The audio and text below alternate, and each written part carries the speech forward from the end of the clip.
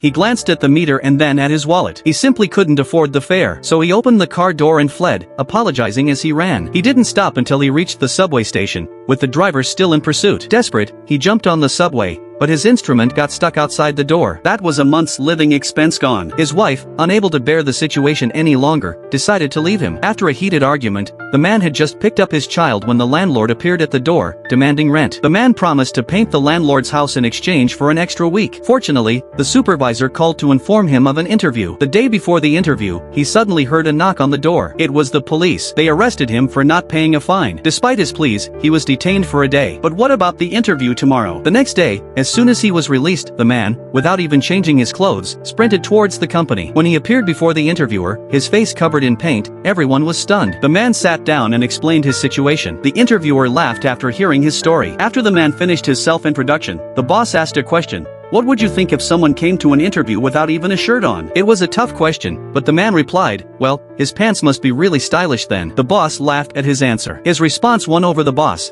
and he successfully passed the interview. However, there was no salary during the internship. How was he supposed to support his family? But he didn't want to give up this opportunity and decided to give it his all. The company was very strict with interns. Out of 20 interns, only one would be kept on. He was the first to arrive at the company every day and had to complete 9 hours of work within 6 hours because he needed to pick someone up 3 hours early. To save time, he didn't even drink water. Since he was an intern, he had to fetch coffee and takeout every day, but he faced it all with a smile. One day, he called a major client who gave him a chance to meet in 20 minutes. The man rushed out immediately but ran into the difficult manager again. The manager asked the man to park his car for him. By the time he finished, he was still late. The manager's car got a ticket, and he had to pay the fine himself. But he didn't give up. He visited the client with his son on the weekend, apologized sincerely, and the client invited him to a ball game. The man accepted, and although he didn't have much choice, he met more wealthy people there, and things seemed to be looking up. But misfortune struck again. The government collected taxes from his account, taking all his savings. Unfortunately, the last instrument was damaged and couldn't be sold. With no money to pay the rent, he was kicked out by the landlord.